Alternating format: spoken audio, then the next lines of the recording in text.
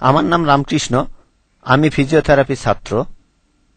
আমার প্রশ্ন হল, আল্লাহর আদম হাওয়াকে সৃষ্টি করার কি প্রয়োজন ছিল, অথবা এই বিশ্ব জগৎ এগুলো সৃষ্টি করে কি উপকার পাবেন? আমার দ্বিতীয় প্রশ্ন হল, সবকিছুই কেউ সৃষ্টি করেছে, তাহলে ঈশ্বর তাকেও অবশ্যই কেউ সৃষ্টি করেছে। আল্লাহ শব্দটার অর্থ কি? ভাই 3টা প্রশ্ন করেছেন। প্রথম প্রশ্নটা, আল্লাহ কেন আদম হাওয়াকে সৃষ্টি করলেন, এই সৃষ্টি করার কারণটা কি, বিশ্বজগৎ সৃষ্টির কারণ কি? আল্লাহ সৃষ্টি করেছেন আদম আর হাওয়াকে, তারা দুজনে শান্তিতে থাকুন, যাতে করে মানুষ যাতে আসতে পারে। তারা আমাদের সবার পূর্বপুরুষ।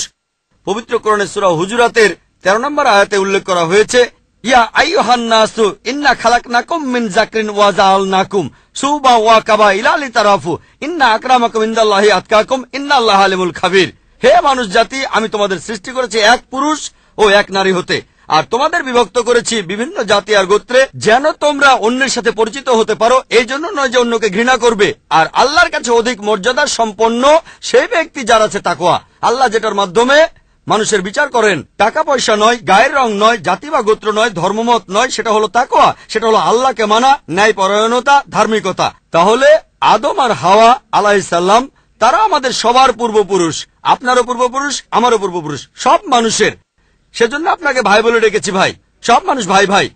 আল্লাহ বলেছেন, ইয়া আইয়ুহান নাস, হে মানুষ জাতি। আর পবিত্র কোরআনে সূরা ইসরার 70 নম্বর আয়াতে উল্লেখ করা হয়েছে, ওয়া লাকাদ কাররামনা বানি আদামা। আল্লাহ তাআলা মর্যাদা দিয়েছেন সব আদম সন্তানকেই। হোক আপনি জন্ম নেন ইন্ডিয়ায়, আমেরিকায়, ইংল্যান্ডে, জন্মান কোন হিন্দু পরিবারে বা মুসলিম পরিবারে বা খ্রিস্টান পরিবারে, আল্লাহ বলেছেন তিনি সব মানুষকে মর্যাদা দিয়েছেন। মানুষে জন্মালে আল্লাহ তাকে মর্যাদা দেবেন। সে হোক আপনার নাম জাকির, আব্দুল্লাহ, রামু, শঙ্কর, মানুষে জন্মালে আল্লাহ মর্যাদা দেবেন। আপনার প্রশ্নতে আসি, কেন আল্লাহ তাআলা মানুষ সৃষ্টি করলেন? আল্লাহ মানুষ সৃষ্টি করেছেন কারণ আল্লাহ বলেছেন মানুষ হলো আল্লাহ সৃষ্টির মধ্যে সেরা। আল্লাহ তাআলা অন্য যা কিছু সৃষ্টি করেছেন তা আল্লাহকে মানে। ফেরেশতা সৃষ্টি করেছেন, আল্লাহ যে আদেশই দেন ফেরেশতাগণ সে আদেশ পালন করেন, তাদের নিজস্ব ইচ্ছা নেই। মানুষ হলো আল্লাহ তাআলার এমন এক সৃষ্টি যার নিজের ইচ্ছা আছে। আমরা তার কথা মানতেও পারি, নাও মানতে পারি। তাই আল্লাহ আমাদের সৃষ্টি করেছেন, আমরা হলাম তার সৃষ্টির সেরা, আশরাফুল মাখলুকাত। তবে আমরা আল্লাহ তাআলার কথা মানতে পারি, নাও মানতে পারি। যদি আল্লাহর আদেশ মানেন তাহলে জান্নাতে যেতে পারবেন, তাহলে বেহেশতে যাবেন, স্বর্গে যেতে পারবেন। যদি আদেশ না মানেন তাহলে জাহান্নামে যাবেন, দোজখে যাবেন। তাহলে এই জীবনটা পরকালের জন্য পরীক্ষা। পবিত্র কোরআনে সূরা মুলকে 2 নম্বর আয়াতে উল্লেখ করা হয়েছে, আল্লাযী খালাকাল মাউতা ওয়া হায়াতা। আল্লাহ তাআলা সৃষ্টি করেছেন জীবন ও মৃত্যু তোমাদের পরীক্ষা করার জন্য। তাহলে এই জীবনটা হলো পরকালের জন্য পরীক্ষা। তাহলে আল্লাহ মানুষ সৃষ্টি করেছেন। আর আল্লাহ বলেছেন সূরা জারিয়াতের 56 নম্বর আয়াতে উল্লেখ করা হয়েছে, ওয়া মা খালাকতুল জিন্না ওয়াল ইনসা ইল্লা লিয়াবুদুন। আমি সৃষ্টি করেছি জিন ও মানুষকে যেন তারা আমার ইবাদত করে।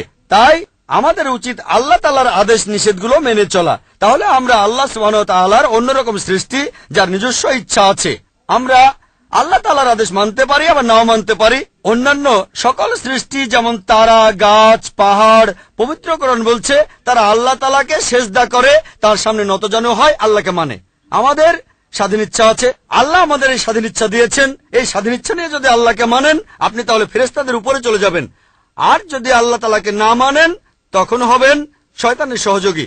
আল্লাহ আমাদের সৃষ্টি করেছেন পরকালের পরীক্ষার জন্য। আপনার দ্বিতীয় প্রশ্নে আসি, সবকিছুর একটা স্রষ্টা আছে, আল্লাহকে বানিয়েছে কে? যদি কেউ বলে সবকিছুরই একটা স্রষ্টা আছে, কথাটা ঠিক নয়। সব সৃষ্ট জিনিসের স্রষ্টা আছে। আল্লাহ তাআলার সংজ্ঞা হচ্ছে তাকে কেউ সৃষ্টি করেনি। যখনই বলবেন কে আল্লাহকে বানিয়েছে, সে আল্লাহ নয়। আল্লাহ তাআলার সংজ্ঞা হচ্ছে তিনি সৃষ্টি হননি। ধরেন এক লোক আপনাকে বলল যে ভাই, আমার বন্ধু জন, সে হাসপাতালে ভর্তি হয়েছে, সে একটা বাচ্চার জন্ম দিয়েছে। বলতে পারবেন এই বাচ্চাটা ছেলে না মেয়ে? বলতে পারবেন?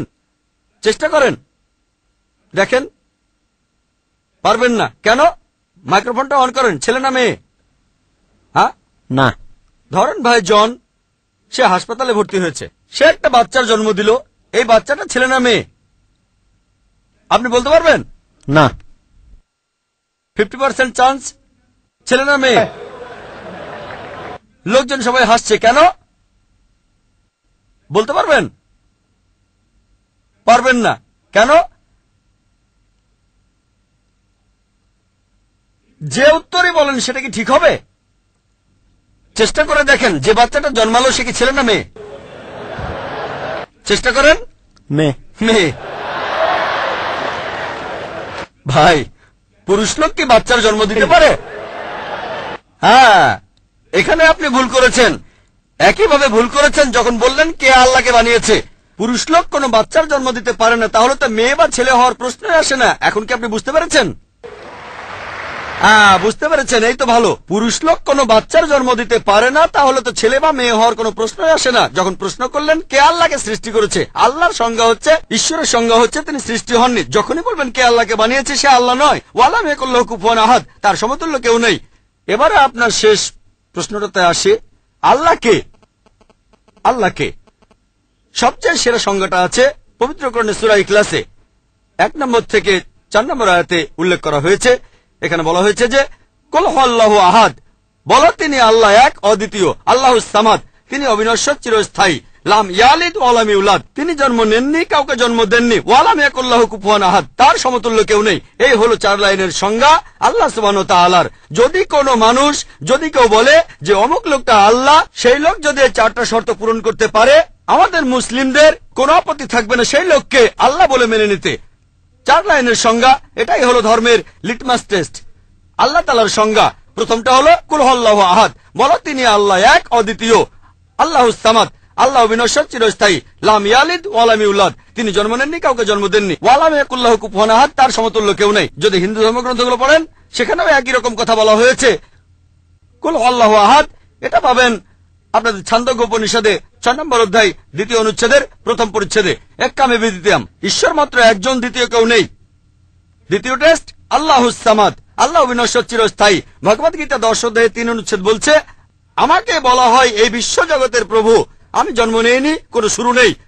তৃতীয় টেস্ট লাম ইয়ালিদ ওয়া লাম ইউলাদ, তিনি জন্ম নেননি, কাউকে জন্ম দেননি। আর শ্বেতাক্ষেত্র উপনিষদে আছে 6 নম্বর অধ্যায়ের 9 অনুচ্ছেদে, নাচাই সাকাসিদ জানিতা নাচা দীপা, ঈশ্বরের কোনো প্রভু নেই, তার কোনো বাবা মা নেই। মহান ঈশ্বরের কোনো বাবা নেই, তার কোনো মা নেই। তারপর ওয়া লাম ইয়াকুল্লাহু কুফুয়ান আহাদ, তার সমতুল্য কেউ নেই। আর শ্বেতাক্ষেত্র উপনিষদে বলা হয়েছে 4 নম্বর অধ্যায়ের 19 অনুচ্ছেদে আছে। এছাড়াও যজুর্বেদ 32 অধ্যায়ের 3 অনুচ্ছেদে বলা হয়েছে, নাতাস্তি প্রতিমা আস্তি, মহান ঈশ্বরের কোনো প্রতিমা নেই, কোনো মূর্তি নেই, কোনো ছবি নেই, কোনো ফটোগ্রাফ নেই, কোনো ভাস্কর্য নেই। এটা কে বলেছে? যজুর্বেদ 32 অধ্যায় 3য় অনুচ্ছেদ বলেছে একই কথা, ওয়া লাম ইয়াকুল্লাহু কুফুয়ান আহাদ। যদি কেউ বলে যে অমুক লোকটা হচ্ছে আল্লাহ, যদি সেই লোকের 4টা শর্ত পূরণ করে, আমরা মুসলিমরা কোন রকম আপত্তি ছাড়াই সেই লোককে আল্লাহ বলে মেনে নেব। যেমন ধরেন, কিছু লোক বলে ভগবান রজনীশ হলেন মহান ঈশ্বর।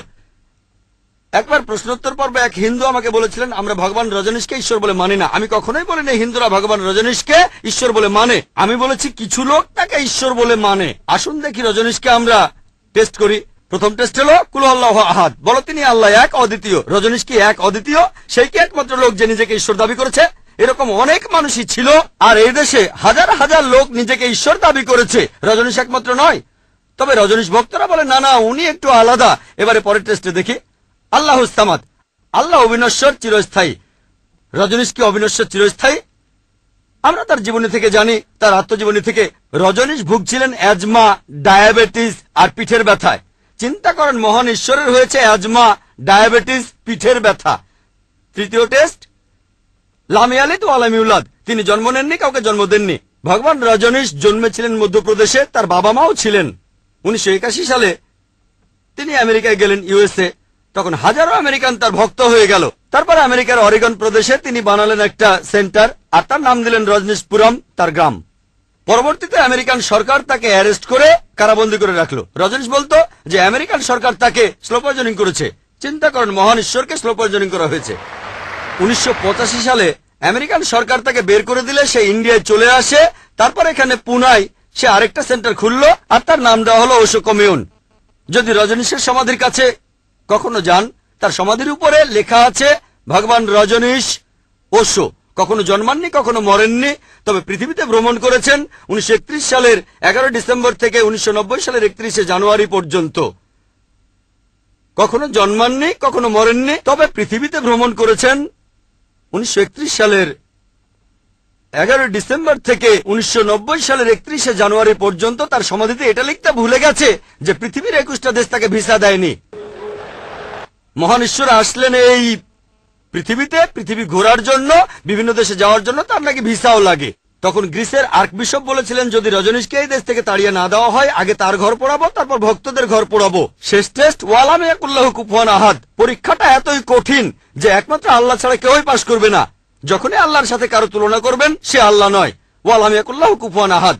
এখন ভগবান রজনীশ অন্য অনেক মানুষের মতো মুখে দাড়ি ছিল, একটা নাক, দুটো চোখ, দুটো কান, দুটো হাত।